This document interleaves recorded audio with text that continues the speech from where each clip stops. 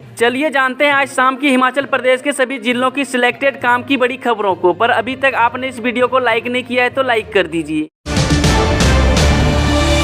हिमाचल में सत्ता परिवर्तन का असर, अटल आशीर्वाद योजना से भारत रत्न अटल बिहारी की तस्वीर गायब।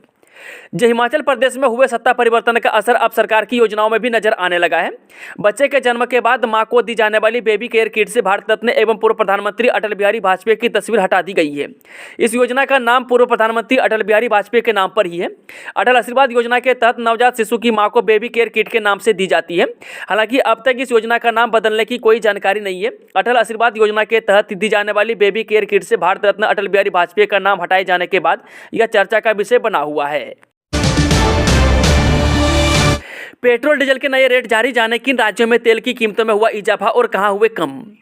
देश के 3 प्रमुख महानगरों में पेट्रोल डीजल के दाम आज भी नहीं बदले। वहीं चेन्नई में तेल के भाव में आंशिक बढ़ोतरी हुई है। वहीं राज्य की बात करें तो बिहार एकमात्र ऐसा राज्य है जहां पेट्रोल और डीजल की कीमतों में न तो इजाफा हुआ न कमी आई। इसके उलट कुछ राज्यों में पेट्रोल डीजल के मूल्य में कमी तो कुछ में इजाफा हुआ है। वहीं देश के प्रमुख महानगरों में पेट्रोल डीजल के दामों पर लगभग 1 जनवरी 2023 से ही लगभग ब्रेक लगा हुआ है। वहीं देश की राजधानी नई दिल्ली में पेट्रोल डीजल आज भी दिन पहले के भाव पर स्थिर है। जीएसटी में हिमाचल का रिकॉर्ड, पिछले साल मुकाबले राजस्व में 18% बढ़ोतरी। हिमाचल में जीएसटी उगाही के एक बार फिर रिकॉर्ड बन गया है। जनवरी में जीएसटी की उगाही बीते साल के मुकाबले 18% अधिक है। अकेले जनवरी महीने में आबकारी विभाग ने 503 करोड़ रुपये के जीएसटी की उगाही की है। वहीं अप्रैल से जनवरी तक मौजूदा वित्तीय वर्ष में जीएसटी को लेकर विभिन्न माध्यमों से आबकारी विभाग ने 4556 करोड़ रुपये का राजस्व जुटाया है, जबकि पिछले साल यह राजस्व 3760 करोड़ रुपये था। इसमें इस साल 21% की बढ़ोतरी अभी तक हो चुकी है। वहीं आपको बता दें कि आबकारी कराधान विभाग ने जीएसटी उगाही को लेकर जो नियम निर्धारित किए थे उनका फायदा विभाग को मिला है। इसमें सबसे बड़ा फायदा आयकरदाताओं की सजगता से मिला है। अब इलेक्ट्रिक कार में सफर करेंगे अफसर, परिवहन विभाग ने खरीदी 19 नई गाड़ियां, 11 पहुंची शिमला। परिवहन विभाग के अधिकारी अब डीजल गाड़ियों की बजाय इलेक्ट्रिक कार में सफर करेंगे। प्रदेश में इलेक्ट्रिक गाड़ियों को बढ़ावा देने के लिए सरकार ने परिवहन विभाग का आदेश दिए थे कि सबसे पहले डीजल गाड़ियों को इलेक्ट्रिक वाहनों में रिप्लेस करें। वहीं सरकार के आदेशों के बाद अब परिवहन विभाग ने 19 इलेक्ट्रिक गाड़ियों की खरीद कर ली है। इनमें से 11 गाड़ियां बुधवार को परिवहन निदेशालय शिमला पहुंच चुकी है। परिवहन निदेशालय पहुंची 11 गाड़ियों में 4 हुंडई कंपनी की कोना कार है, जबकि बाकी गाड़ियां टाटा कंपनी की नेक्सन कार है। बताया जा रहा है कि बाकी गाड़ियां भी जल्द ही शिमला, बची 8 गाड़ियां भी जल्द शिमला पहुंच जाएगी। हिमाचल के पर्यटन को मिलेगी गति, सीआईआई हिमाचल चैप्टर के अध्यक्ष ने बताया दूरदर्शी बजट। सीआईआई हिमाचल चैप्टर के अध्यक्ष सुबोध गुप्ता ने केंद्रीय वित्त मंत्री द्वारा प्रस्तुत किए गए बजट को संतुलित, निष्पक्ष और दूरदर्शी बजट करार दिया है। उन्होंने कहा कि बजट में कृषि, अनुसंधान एवं विकास, हरित विकास, महिला अधिकारिता, पर्यटन, एमएसएमई और स्टार्टअप क्षेत्रों के लिए कई घोषणाएं सराहनीय है।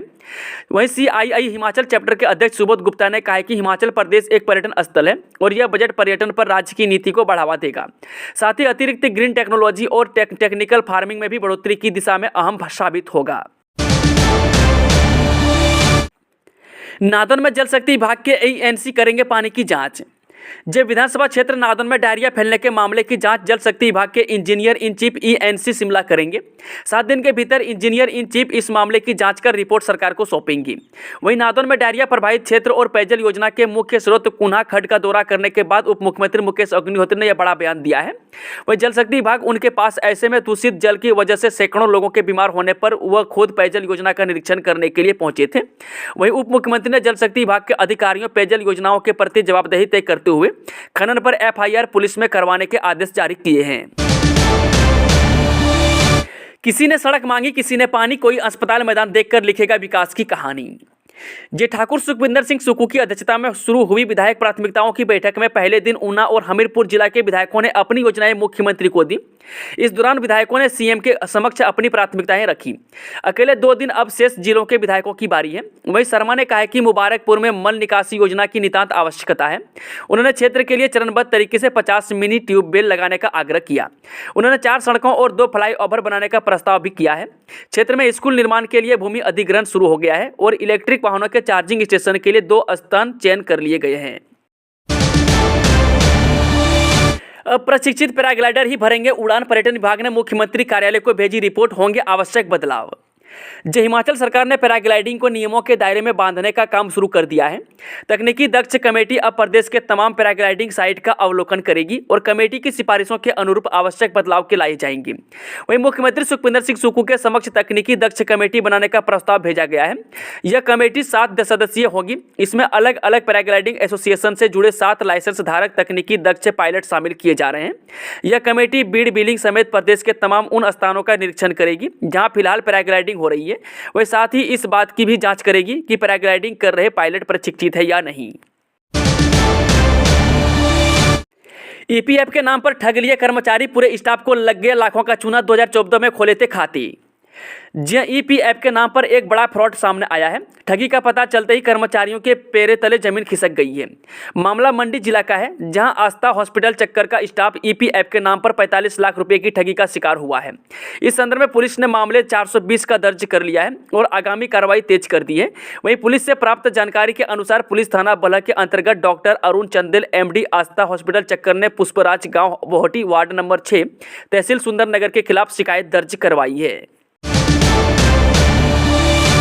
नई इलेक्ट्रिक व्हीकल पॉलिसी लगाएंगे सीएम, बोले बड़े पैमाने पर इलेक्ट्रिक वाहनों का उपयोग करेगी सरकार। जो इलेक्ट्रिक वाहनों का उपयोग हरित आवरण को बचाने का कारगर विकल्प, पर्यावरण संरक्षण के दृष्टिगत बहुत से देशों ने इलेक्ट्रिक वाहन अपनाने पर बल दिया है।